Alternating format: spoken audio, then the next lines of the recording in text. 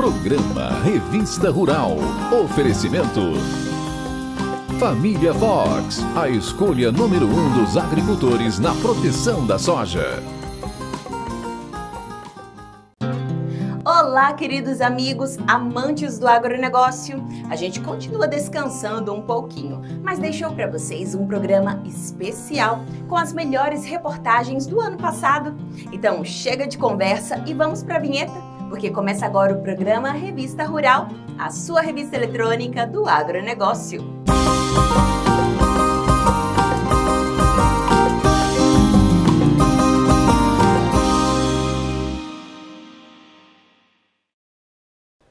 Antes de começar a primeira reportagem, eu queria te pedir uma coisa. Já clica no joinha, se inscreva no canal e deixe um comentário aqui abaixo. Isso nos ajuda muito a produzir um programa cada vez melhor para você. E aí, posso contar com essa força? Então vamos lá!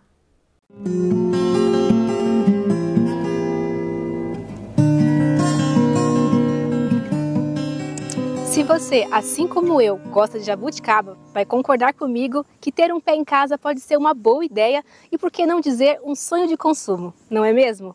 Então hoje a gente vai descobrir o segredo de tanta produtividade e fartura. Na verdade, a época da jabuticaba é agosto, setembro, outubro, né?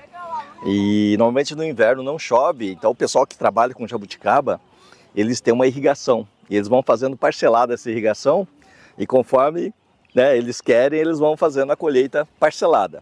Nesse caso, esse ano é um ano de pouca chuva, né? Então choveu pouco em dezembro, choveu pouco em janeiro, e agora que está chovendo bastante, ela voltou a florar, né? Ela carregou em outubro, tudo bem, e está tendo uma outra colheita agora. Mas até março, abril, acho que nós vamos ter mais uma, porque aqui nós temos a irrigação. A irrigação é para isso daí, para a gente molhar, estimular, através de algumas adubações, nós estimulamos a planta a florar e aí daí 30, 40 dias está madura essa fruta.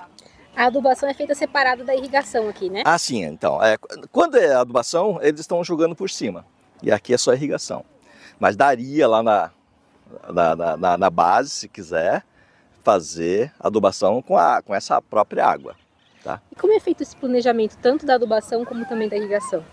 A irrigação, o que você pode fazer? Então vai acabar essa jabuticaba, tá florando alguma coisa, e aí de repente mês de março, né, final de março, você dá um estresse nela, pode ficar sem irrigar, e se não chover é melhor ainda. Aí você volta a irrigar bastante, aí você estimula outra florada, talvez até o inverno a gente tenha mais uma safra, espero que sim. As jabuticabeiras podem ser cultivadas durante o ano inteiro no Brasil, mas o preparo do solo é primordial para o desenvolvimento da cultura. Solo pode ser qualquer um, então o que você vai fazer antes no preparo da cova, quando você vai plantar a espécie de jabuticaba? Então tem aí produtos no mercado, né? Tipo farinha de osso, torta de mamona, tem um adubo que pode ser usado, que é um 4-14-8. Você usando esses três, né? Mexendo bem na cova e colocando um esterco, pode ser um esterco de gado curtido ou um esterco de galinha bem curtido, mistura, faz uma cova grande, se é uma muda grande, de 1 por 1 por 1, mistura, fecha essa cova e deixa por um tempo, né? Para não ter problema de queimar a raiz. Então muitas pessoas colocam um esterco mal curtido, já planta em cima, daí a pouco essa muda morre e ele não sabe por quê. Então aquele adubo queimou toda a raiz, tá? Então na verdade tem um tempo que você tem que deixar, né? Preparar a cova, colocar a farinha de osso, a torta de mamona, né? Um termofosfato. Normalmente é 4 produtos: farinha de osso, torta de mamona, termofosfato iorim, né? E um adubo 4-14-8 e o esterco. E quais são as principais pragas e doenças e como faz para poder evitar? Assim, doença, a principal doença chama ferrugem. Então a ferrugem, a gente pode prevenir o aparecimento da ferrugem quando não tem nada. Então a gente passa um produto à base de enxofre. Passa e aí você já previne isso daí. Outra praga que apareceu aqui é uma cigarrinha. Né? Então são coisas que você tem que estar observando. Viu essa cigarrinha? Então você tem que aplicar um produto que cumpre a carência. Né? De repente está maduro, não pode passar. Então você tem vários inseticidas que a carência é 1 semana, eu vou começar a colher daqui 2 semanas, tudo bem. Né? Então nós temos que estar respeitando a carência e usando produtos registrados para cultura. No caso da cigarra, ela faz o que aqui nessa Ela suga, na verdade. Então ela aparece aqui entre os frutos, num fruto verde ainda, e começa a sugar. Né? E aí, comercialmente, ela danifica. Por quê? Porque ela exuda uma substância adocicada, que seria xixi dela, por exemplo. E em cima dessa substância adocicada desenvolve a fumagina, que é um fungo, escurece tudo ela. Também a cochonilha pode atacar, né? Pode, a cochonilha também pode atacar, mas aí ela aparece quando, normalmente? O pulgão, a cochonilha, né? E essa cigarrinha, que esse ano foi novidade para mim, ele apareceu numa fase aqui, tá?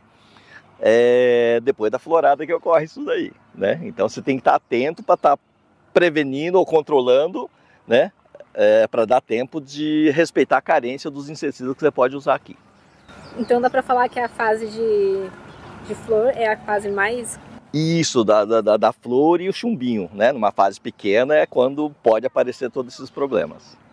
E aí tem que estar atento, olhando, né? Para você detectar o problema e já interferir, para não alastrar em toda a área. Por quê?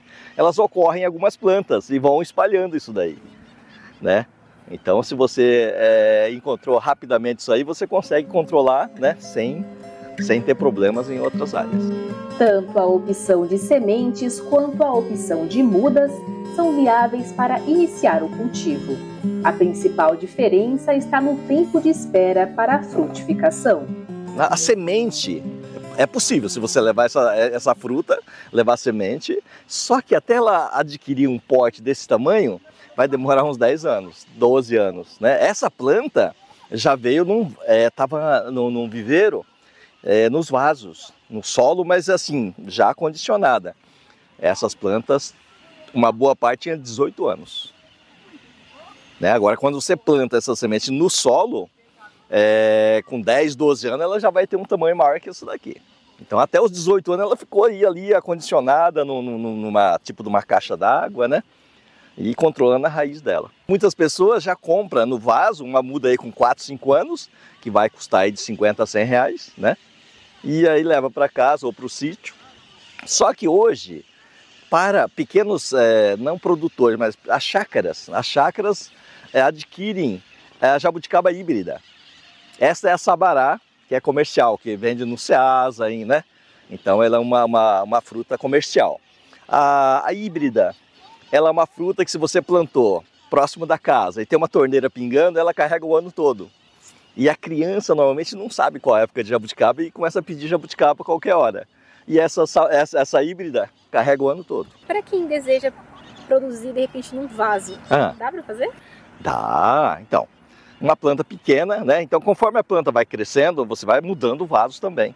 Então no vaso é como se fosse um bonsai. E aí quando você muda de um vaso para outro, você tem que podar o sistema radicular e colocar mais terra, colocar um vaso maior. Então assim você consegue e usar os adubos certos, né? E molhar sempre. Teria alguma variedade que seria mais indicada? Eu acho que seria o híbrido, acho que seria uma variedade que você não vai ter problema nenhum e você vai estar chupando jabuticaba rapidamente. Agora a sabará já é um pouquinho mais complicada porque ela depende de água e a época dela também, né? A híbrida não, a híbrida se você tiver irrigando, né? Sempre ela vai estar florindo alguma coisa, você vai estar consumindo essa jabuticaba. Só que ela não é comercial porque ela é meio arroxeada, ela é manchada. Ela não fica pretinha, que é nessa daqui. Então, comercialmente, não tem valor. A pessoa que tem uma planta dessa em casa e, por exemplo, não dá fruto, quais são os outros fatores que podem estar interferindo? Então, hoje eu tenho vários produtores, eu faço um trabalho para uma empresa que tem um composto orgânico. E aí a gente usa e pulveriza um líquido. Então, depois que ele usa isso aí, a planta começa a produzir, sabe? Porque às vezes ela tá faltando alguma coisa. E esse meu composto orgânico e o líquido que você pulveriza tem muito micro-organismo benéfico. Então ele mexe com o solo, mexe com a planta. Isso estimula a planta a começar a produzir. Então várias pessoas que tinham um pé de jabuticaba no quintal e não produzia, depois que começou a fazer uso, teve sucesso. E se tratando de espaçamento, ele é importante aqui nessa cultura? Sim. Então, esse espaçamento futuramente, pode ser que vai ficar muito estreito. Então talvez tenha que tirar uma árvore daqui, né, para ir abrindo o espaçamento. Mas por enquanto está excelente. Ela começa a fechar e se não tiver espaço, ela vai para cima. Então fica difícil a colheita. Agora, se você faz um espaçamento bem largo, ela vai abrindo. E aí você pode ter numa planta dessa até 120 quilos por planta, ou mais até. E a poda também vai influenciar na altura dela? Então, a poda, normalmente você tem que ir fazendo a poda, tirando os galhos, né? Que estão indo para cima, deixando menos. Tem que entrar um pouquinho de luz para melhorar o sabor, né? Agora, com a poda você consegue abrir, mas se o espaço não for suficiente, ela sobe. Não tem como você controlar isso daí. E também é importante para poder entrar iluminação e não dar problema de fungo e tudo mais. Sim, né? Diminui uma ventilação, melhora tudo, na verdade, né? Por isso que a maioria das plantas, a gente faz uma poda, conduz a planta em forma de taça. Exatamente para acontecer isso, para facilitar a colheita. Então, de repente, um tronco disso aqui, daqui 10 anos, ela vai estar uma grossura aqui, ó, eu vou estar colhendo aqui, né? E algumas mais altas, o que o pessoal faz? A jabuticaba, você pode serrar ela e deixar o toco, que ela não seca. Então, os produtores de jabuticaba que eu conheço, que têm 40, 50 anos, eles vão colocando um caibro no meio e você consegue subir, né? E colher e chupar a jabuticaba lá em cima. Então tem maneiras de você fazer isso daí. Então aqui tem muitas pernadas no momento. Futuramente nós vamos tirando para uma pessoa consiga subir aqui, sabe? Então é uma planta nova ainda. Então conforme ela vai adquirindo a idade, né, a gente vai tirando o excesso. A poda é para isso. Para comercialização, colheu, ela tem algum cuidado especial para poder aumentar a durabilidade? Então tem as vantagens e desvantagens, né? Eu tenho um colega que ele é produtor de jabuticaba, a família dele já é de muito tempo. Ele queria fazer um trabalho, né? Colocar até no isopor para que tivesse uma vida de prateleira maior. Só que aí a dona de casa relaxa. Agora, quando sabe que a jabuticaba, você comprou a jabuticaba em 2, 3 dias você precisa consumir, ela consome. Se você ficar mais de dia, ela fermenta e você perde. Então ele estava pensando em fazer esse trabalho de aumentar a vida de prateleira, mas pensando bem é besteira. Só que precisa estar próximo de grandes centros. Né? Por exemplo, na região lá de quase perto do Mato Grosso, tem parentes que tem jabuticaba. Ninguém dá valor. Perde, fala, vai colher. Jabuticaba, né? Agora, você vai em São Paulo hoje, 1 quilo de jabuticaba, estava na feira semana passada, R$30. Se você pudesse dar uma dica para quem deseja produzir, assim, que você percebe com a sua experiência que é o erro que mais cometem, qual seria? Então, primeiro é a adubação, né? Não pode, às vezes a pessoa só abre uma cova e coloca essa muda.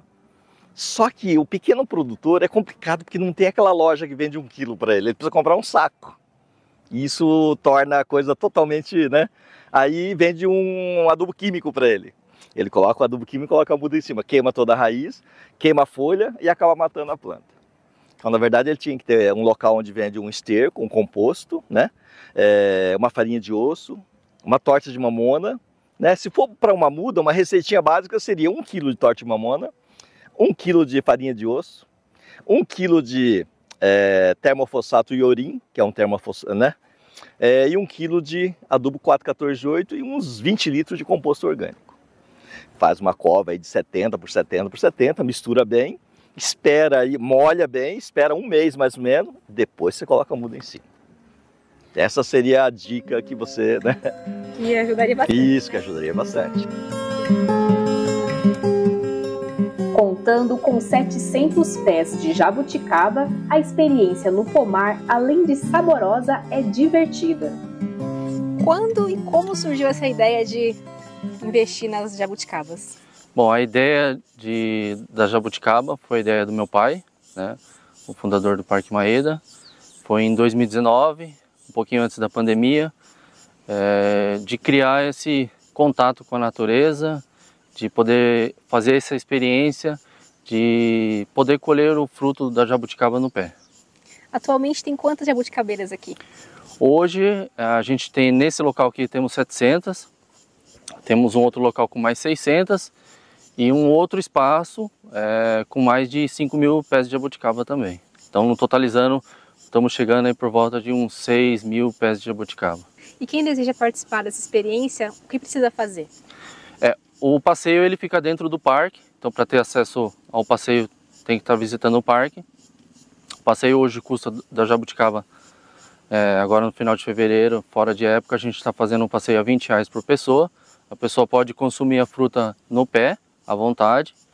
E nessa semana aqui agora a gente está deixando o pessoal ainda levar uma cumbuca de 700 gramas para casa ainda, à vontade. Maria Isabel não perde uma colheita no parque e enxerga as visitas como uma oportunidade de reunir toda a família. Nós somos de Votorantim e é a 4ª vez que a gente vem para cá. A logística aqui trouxe um monte de gente, né? Sim, um monte de gente, veio a família toda. Eles são apaixonados por jabuticaba, então veio a família toda. Sempre que a gente vem a família toda.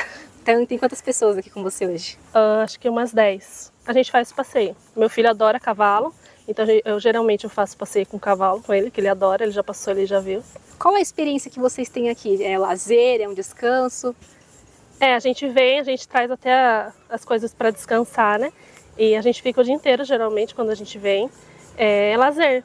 Lazer, descanso, apreciar jabuticaba, que são muito doces. Apaixonada por jabuticabas, Elizabeth também encontrou diversas opções de lazer na companhia do marido Marcelo e da filhinha Alice. Estou gostando bastante, é um parque que a gente não conhecia, muito grande. Estamos cansando aqui, percorrendo todos os lugares para conhecer e bem bacana. A gente já viu bastante coisa já, jardim japonês, a gente já brincou, já levou ela para brincar, então a jabuticaba agora pós-almoço. Eu acho de todos os espaços, né? Eu acho que tem para todos os públicos. Então se você quer piscina, tem piscina, se você quer jabuticaba, tem jabuticaba. Tem o jardim japonês que é bem bacana também, então para todos os públicos e dá para se divertir muito com as crianças também. Mas eu tô adorando a jabuticabeira, né? Porque eu amo jabuticaba, então eu vou aproveitar bastante aqui.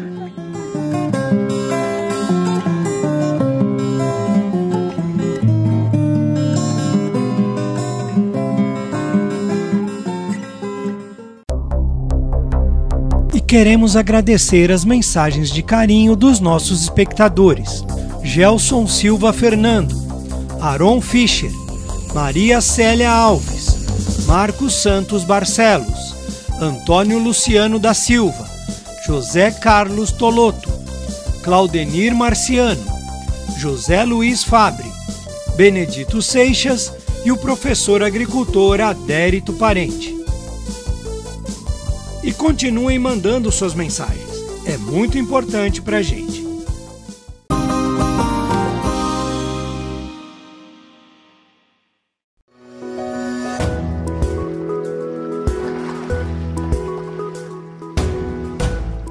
Criar tambaqui pode ser um negócio bastante rentável. Mas para que a atividade seja produtiva e tenha alta qualidade, é preciso observar diversos detalhes durante todo o processo. Um dos pontos mais importantes para que a sua atividade tenha sucesso no futuro é uma boa escolha da área onde você vai construir seus tanques. Essa boa escolha depende de um relevo plano ou de uma declividade suave para facilitar as construções. Assim como dentro da área onde você vai construir, tem que ser um solo que tenha uma concentração de argila suficiente para armazenar a água que você precisa dentro desses viveiros. A primeira coisa é fazer a limpeza, a retirada de toda a matéria orgânica, resto de plantas, resto de raízes, de tocos e tudo. Você vai retirar até chegar na argila, na qual vai ser trabalhado. Recomendamos que você faça o tanque semi-escavado, na qual o solo do fundo é levado para fazer as paredes laterais do tanque, também chamado de talude ou de taipa. Isso é muito importante para a impermeabilização do viveiro. E quando o produtor faz essa lateral, vias que vão percorrer toda a fazenda são criadas, dando acesso a todos os tanques. Para se concluir a construção dos viveiros, é importante fazer a compactação de todos os taludes, assim como o do fundo. Essa compactação tem que ser feita com rolo compressor, para poder ficar um serviço mais bem feito e você ter certeza que você não vai perder água durante o cultivo.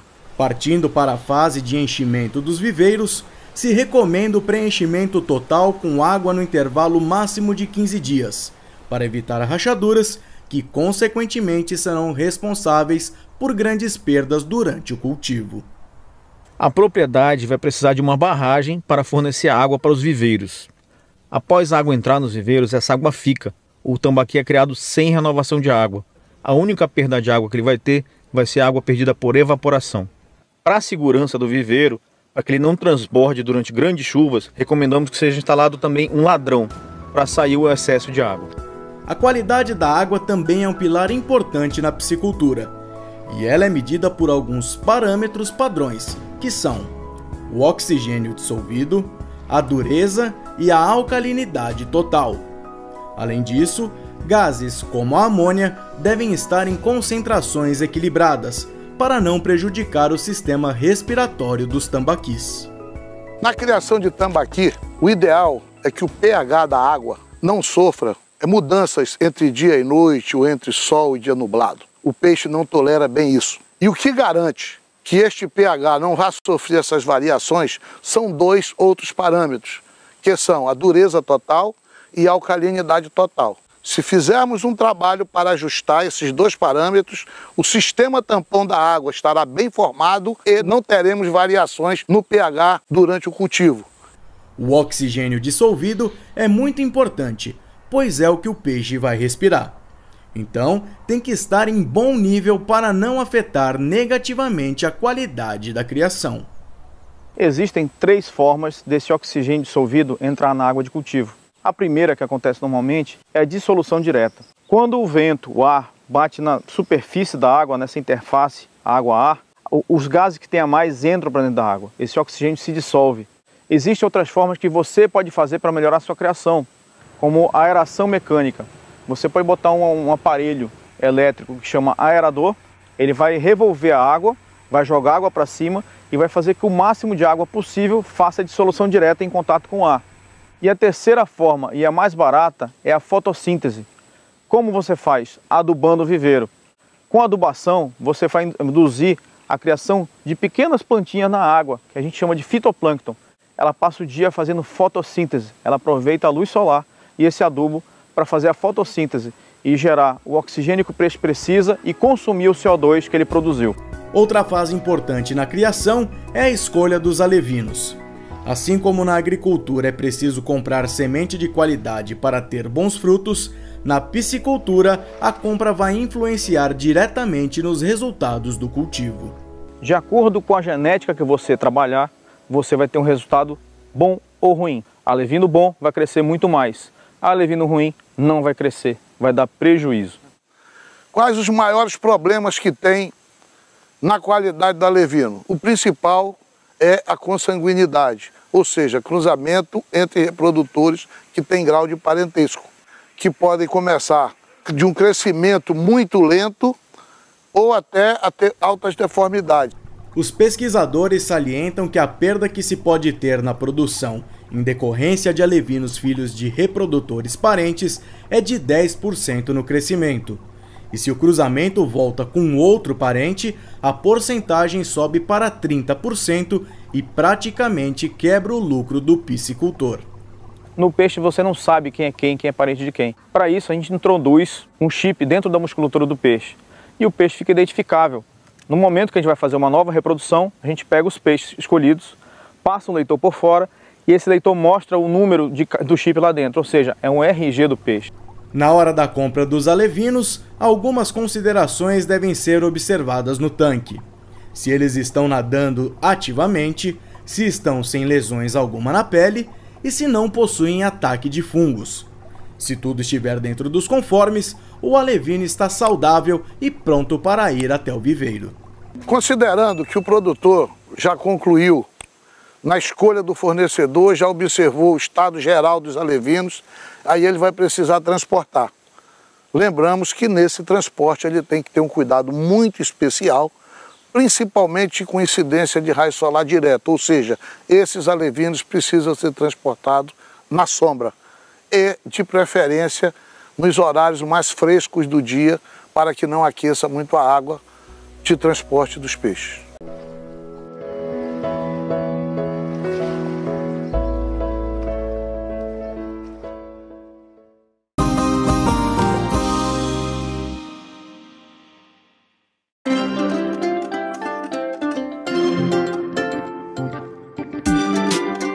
Esbanjando eficiência no trabalho de polinização, as abelhas também são importantes no desenvolvimento de produtos medicinais e nutricionais. E hoje nós vamos conhecer as abelhas europeias. Aqui nós desenvolvemos o trabalho com apicultura racional, né?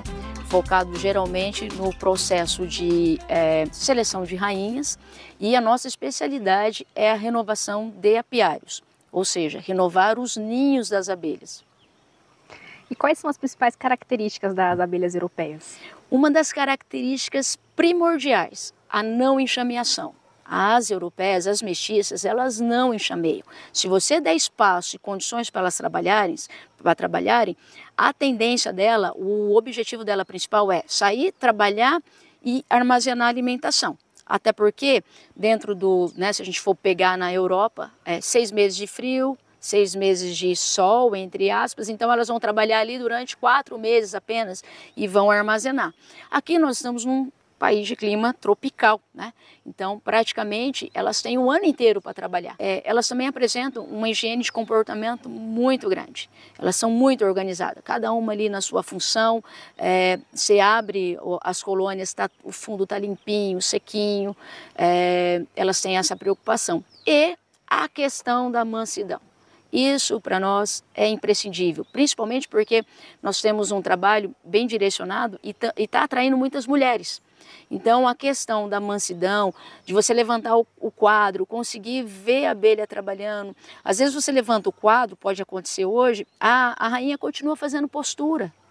Então, assim, essa questão de mansidão, não enxameação e o comportamento de higiene, para nós é fundamental. Falando um pouquinho sobre o lugar que vocês escolheram para colocar cada colmeia. Qual o lugar ideal para colocar e qual colmeia que vocês usam aqui? Aqui eu utilizo algumas outras colmeias, né? No modelo, por exemplo, Schirmer, que é porque eu trabalho com criação de rainhas. A gente acredita que ela tem, no dia a dia, nos mostra que a temperatura fica melhor, porque é mais aconchegante ali para elas. Eu trabalho com a Langstott, que é reconhecida internacionalmente, que é utilizada, as centrífugas, as mesas desoperculadoras, todo o material apícola é focado na questão das Langstotts, né? E aí a gente tem alguns núcleozinhos, dos quais a gente utiliza, porque às vezes eu preciso colocar rainha para acasalar, princesas para acasalar, e aí a gente chama de núcleos de fecundação. Na propriedade, através da propagação de mudas direcionadas para o inverno, a escassez de alimento causada pela ausência de flores é reduzida. O local para apiário fica aqui a minha maternidade, mas o que a gente orienta para os apicultores, principalmente os iniciantes, quando chega e a gente vai fazer uma visita técnica, a gente observa o pasto apícola. Então, temos muito verde, porém, a gente não identifica árvores com floradas. Floradas pode ser sazonais, né? Porque não flore tudo de uma vez, iguais às frutíferas. Então eu tenho os cítricos, que é ali no mês de abril, maio, aí depois eu tenho o abacate, e aí vai sazonalmente, a natureza é sábia, né? Elas nos dá os alimentos, as frutas que nós precisamos em determinadas épocas do ano, de acordo com o clima, de acordo com as estações, primavera, verão, outono, inverno. E para as abelhas, elas identificam essas floradas. E para cuidar da saúde delas, quais são os cuidados necessários? Ah, legal. Hoje nós utilizamos, eu costumo dizer que a prevenção é muito melhor do que depois você ter que correr atrás.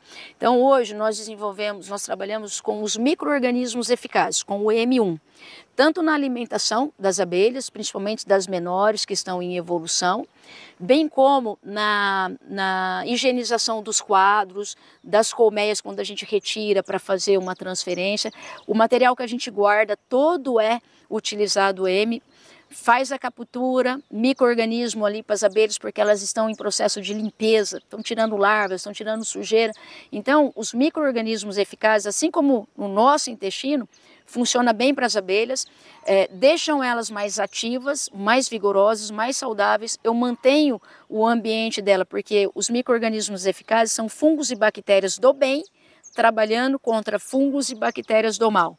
Então, eu previno qualquer tipo de fungo ali, porque o fungo ele pode atrair a varroa, né? Pode atrair uma cria pútrida, que está correndo aí as suspeitas no Brasil. Eu ainda não tive nenhum caso relatado e detalhado, mas pode acontecer, porque falta de tratamento e cuidado com as colônias, com os quadros. A troca de quadros, de cera é imprescindível, principalmente para uma boa postura da rainha, para a manutenção da colônia, é a casa delas.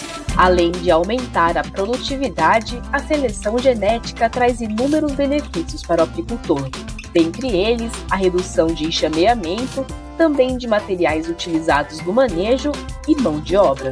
Se eu tenho uma rainha mestiça, introduzida numa colônia, por exemplo, e ela vai fazer a fecundação de ovos de zangões, esse zangão vai ser filho dela e ele vai ser puro. Então, uma rainha italiana, ela vai praticamente fecundar zangões italianos. E aí eu começo a melhorar o meu apiário, começo a melhorar a mata, porque os zangões, por eles não ter feromônios, ele vai entrar em qualquer colônia do meu apiário e ele pode entrar em qualquer enxame da mata, ele pode entrar em outros apiários que porventura tem aqui na redondeza. Para você ter noção, o zangão vai atrás de uma princesa a mais de 20 quilômetros. Eles não têm feromônio, mas ele tem uma cavidade olfativa muito grande e ele sente o feromônio da princesa e ele vai muito longe atrás. O que eu percebi aqui, com praticamente indo para 6 anos com as mestiças europeias? Eu diminuí a enxameação, não chega mais. Antes chegava no mês de novembro, dezembro, nós recebíamos 7 a 10, 12 colônias enxameadas. Enxergando o potencial do Brasil nesse setor, um dos principais desejos da produtora é o reconhecimento da apicultura como profissão.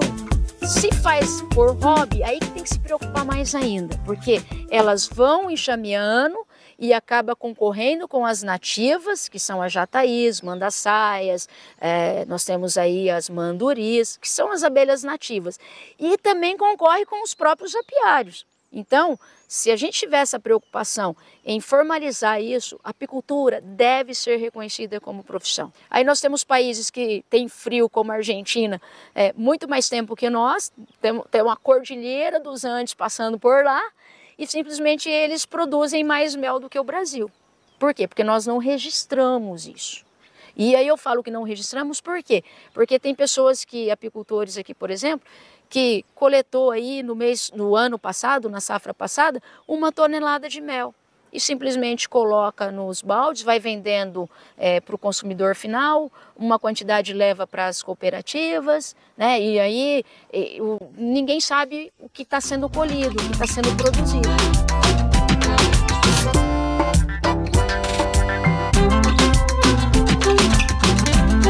Para conhecer o processo mais de perto, é necessário o equipamento de proteção.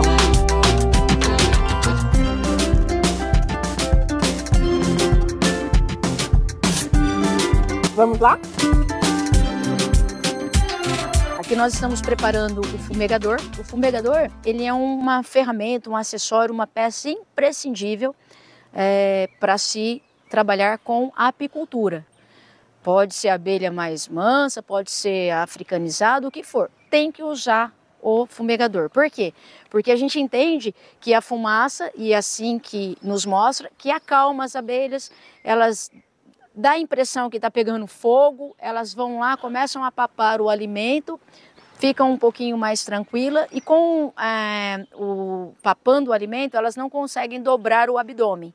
E dessa forma elas não conseguem atacar ou soltar os seus ferrões. Por esse motivo a gente utiliza a fumaça e aí é uma forma também da gente ter uma facilidade para estar trabalhando e estar manejando. O fumegador precisa ficar bem carregado, a fumaça precisa estar fria, branca e abundante, tá? Aqui a gente só coloca um papelzinho seco, pode ser palha de milho, pode ser um jornalzinho e a serragem. A serragem não pode ser material com resina, com, como é que é o nome daquilo? Verniz. Precisa ser uma serragem crua, para não intoxicar nem as abelhas e nem a nós, ok? Aqui nós vamos fazer um manejo, vou mostrar ali para vocês.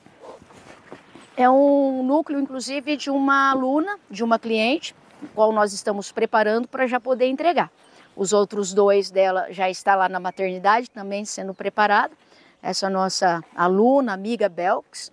E aí a gente já vai dar uma olhada como é que está o andamento e a evolução aqui da colôniazinha aqui dela. E chega geralmente em qualquer colônia, tá? O fumegador ele vem primeiro. Se vocês puderem, pode chegar mais perto. Elas inclusive estão trazendo pólen. Ó, pode ir mais perto. Vocês vão perceber que elas já estão trazendo o pólen. O amarelinho ali, ó. Olha ela chegando com a perninha, com a cubícula carregada de pólen. Então elas estão carregando o pólen, que é a proteína delas. Elas utilizam o pólen para misturar com o mel, assim dá origem à geleia real, que é alimentada a rainha toda a vida dentro da colônia e alimentada às crias até o 6º dia de vida.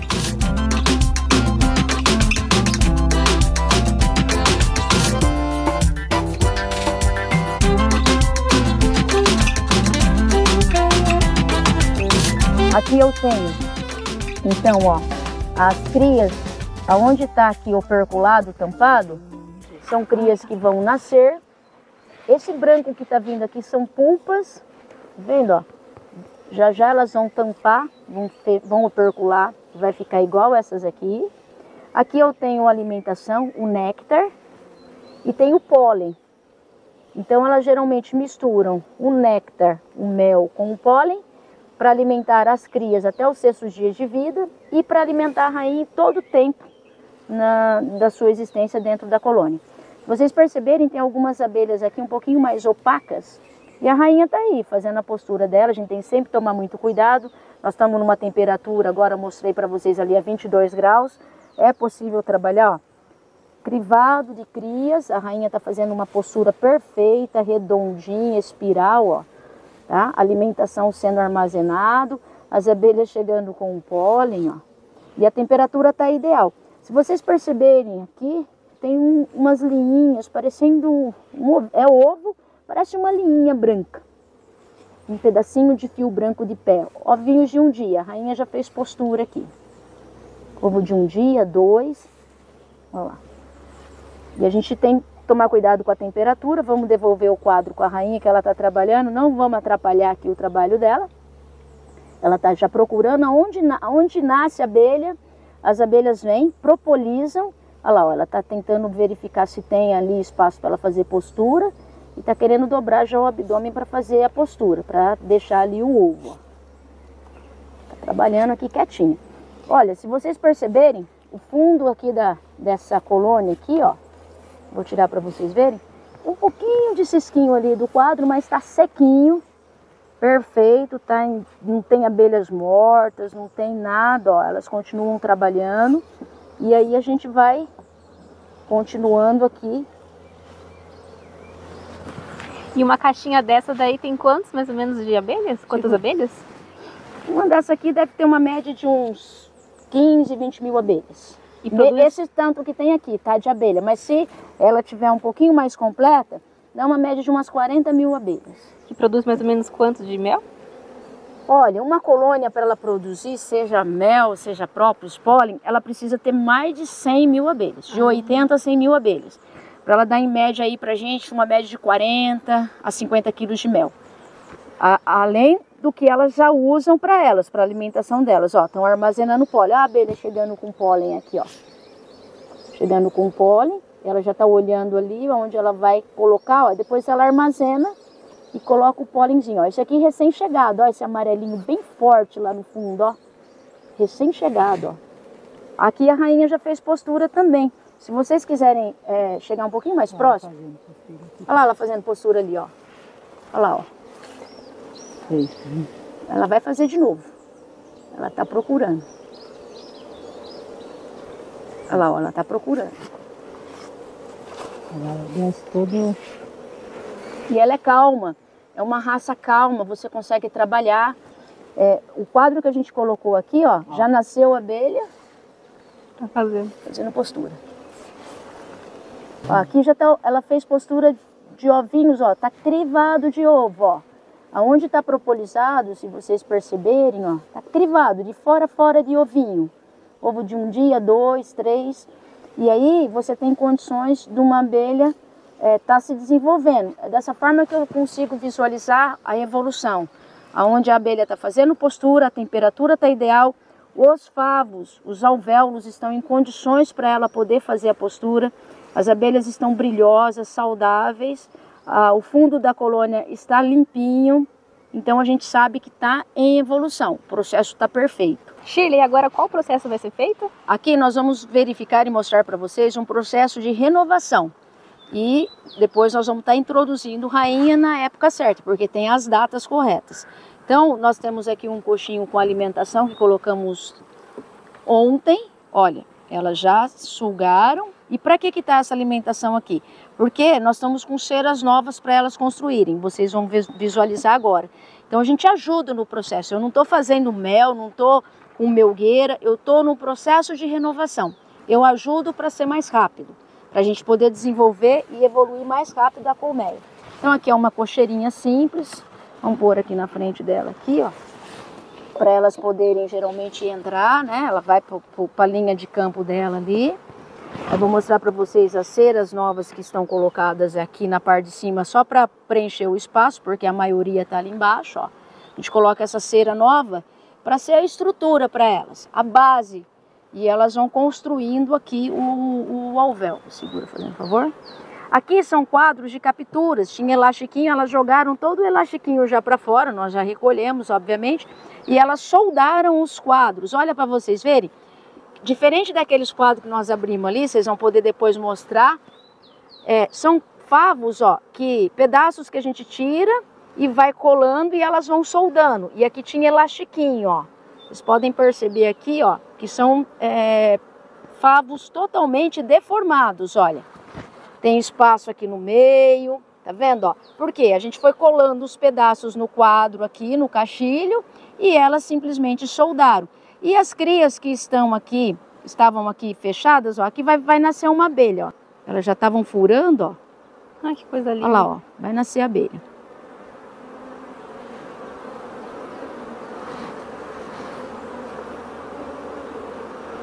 E assim nasce várias no dia.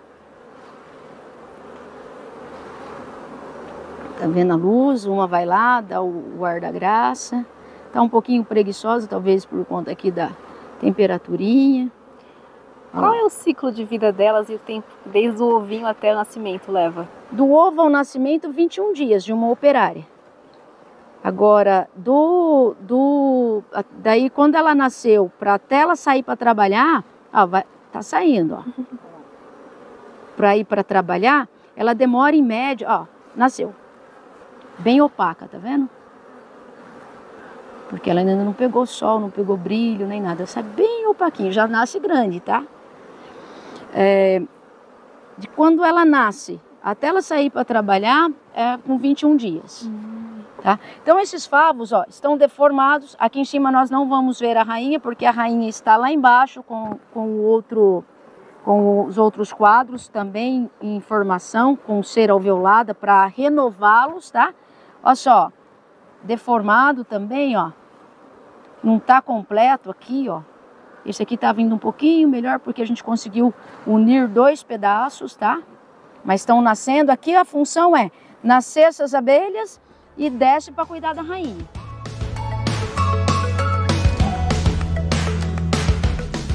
Olha aquela cera que vocês viram ali há pouco.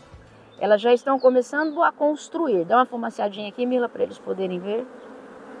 Ó, elas já estão construindo os alvéolos. Esses alvéolos vão receber alimento, vão receber postura, vão receber o pólen, vão receber o néctar. E aí elas vão poder ter condições de estar trabalhando. Então, eu forneço uma placa de cera dessa para elas. E aí acontece o seguinte aqui, ó. Fumaça, Mila.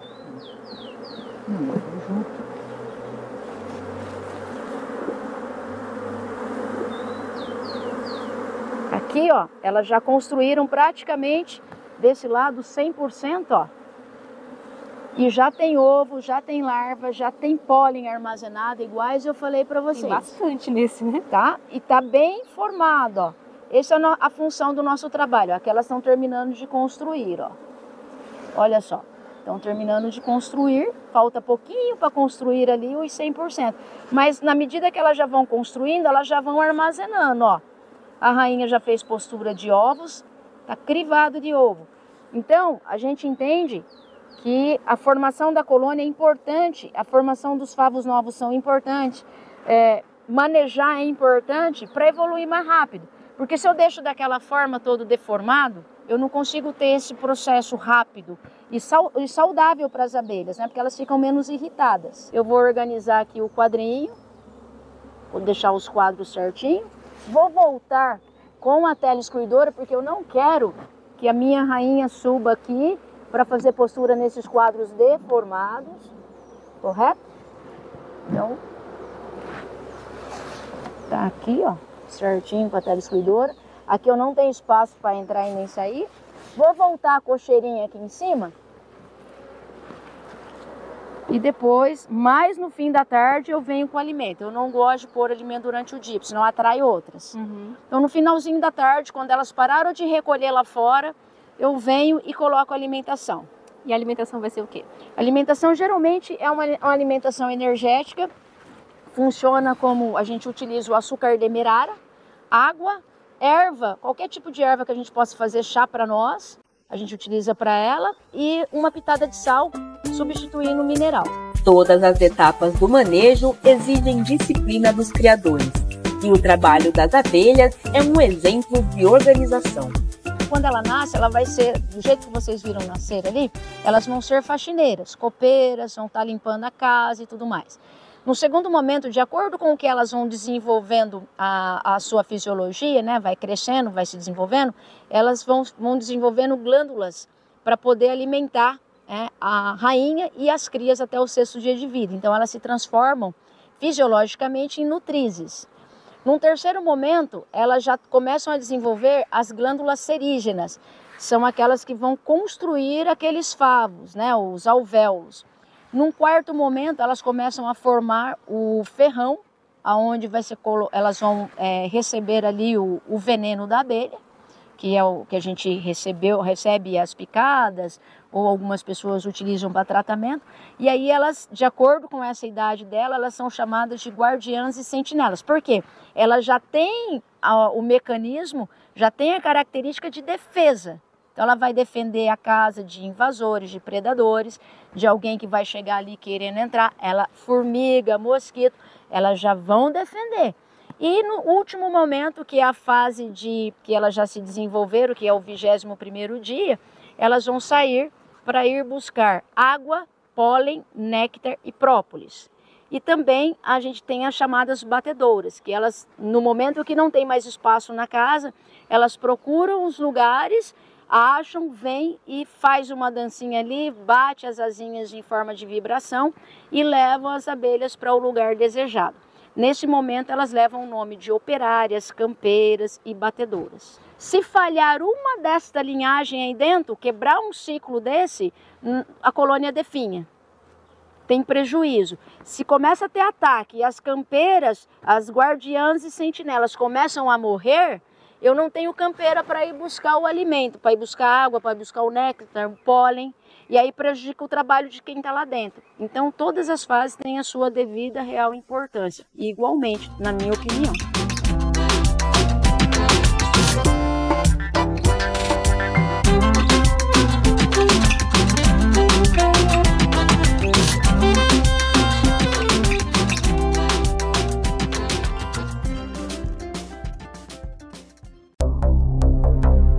Queremos agradecer as mensagens de carinho dos nossos espectadores.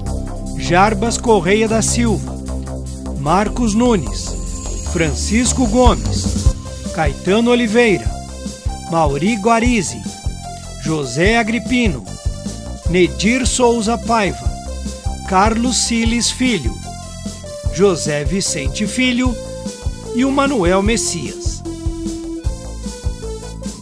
E continuem mandando suas mensagens. É muito importante para a gente.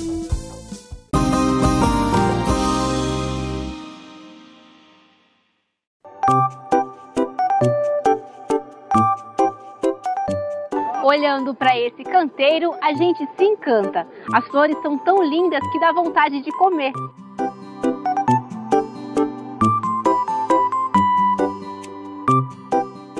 Mas eu não tô louca não, elas são comestíveis e têm ganhado espaço, tanto no jardim como na gastronomia, e são uma delícia. Fábio, a gente está aqui hoje diante de várias flores, né? Só que essa daqui em especial é a begônia, né? Conta pra gente um pouquinho sobre ela. Então, Rona, essa é a begônia Vaik da Sakata, né? É uma variedade que ela vem desenvolvida pela Sakata do Japão, né? A grande novidade, assim, já existe begônias no mercado. Essa begônia é a única específica que tem essa cor chocolate na folha, né? E ela também aguenta muito o estresse hídrico, né? Então a gente tinha outros portfólios, tinha a Sampatis, que é um produto que tem uma beleza excepcional. E a gente queria trazer uma genética para o Brasil, que é uma variedade para o Brasil que tivesse assim, tanto a beleza quanto a resistência ao estresse hídrico, né?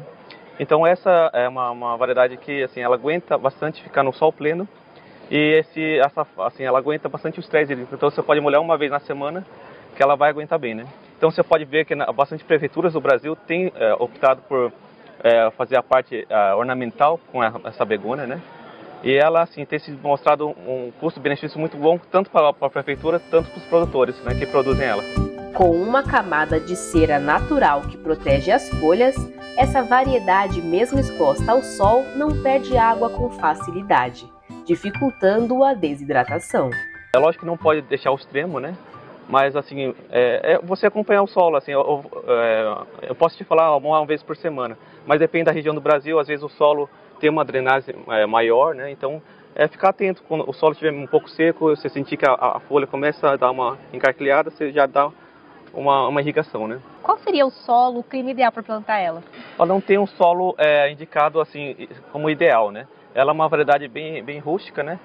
Então ela, assim, a gente pode dizer que assim, ela se adapta no Brasil inteiro, né? Assim, lógico, com os cuidados mínimos, né? E quais seriam os cuidados fitossanitários para evitar pragas, doenças? Olha, o consumidor final não tem que se preocupar com essa questão de fitossanitário, porque ela é uma variedade justamente que tem o respaldo da genética Sakata, né? Então, assim, como a gente trabalha bastante em questão de resistência a patógenos, a resistência aos intempéries, né? Esses solos atípicos que tem tido no Brasil, né? Então, tanto o produtor pode ficar tranquilo em produzir ela, quanto o consumidor final pode ficar despreocupado em questão de doenças, né? O sabor azedinho das flores compõe diferentes receitas. E o consumidor, além de encontrar uma planta que não faz mal para os animais, pode se tornar também um colecionador. Aqui nós temos duas cores. São apenas essas ou tem outras? Não, a gente tem um leque bem grande de cores, né? Na verdade, a gente tem a da folha chocolate, a gente tem a folha vermelha, a flor vermelha, né? E a flor rosa, né? E a gente tem da folha verde também, tanto da folha a cor branca, né? De flor. E assim, a gente tem trazido bastante, a intenção é trazer mais, quanto mais variedades, melhor para o Brasil, né? No caso de quem usa essas flores para gastronomia, qual o tempo que leva para poder estar colhendo essas flores? Olha, o consumidor final ele já adquire a variedade com essas folhas aqui, né? Então, assim, conforme o desenvolvimento dela, ela vai soltando mais flor, porque na verdade ela solta mais flor do que folha, né? Então, para o setor da gastronomia, talvez seja interessante. Não foi o nosso foco inicial estar trazendo esse material para ser combustível, mas hoje, com essas gastronomia requintadas, o pessoal tem optado por usar para alguma gastronomia mais elaborada, né? E quem quer começar a implantar, seja pequeno produtor ou grande produtor, qual seria o custo que ele vai investir? O custo é bem baixo. A gente fala que, na verdade, é um custo-benefício para o produtor excelente, né? Que, na verdade, é a única genética do Brasil que tem essa resistência ao estresse hídrico. É um desenvolvimento em torno de 90 dias que o produtor adquire. É um material que a gente comercializa por semente, mas ela é um material que em 90 dias ela já está assim, quase pronta para o mercado, né?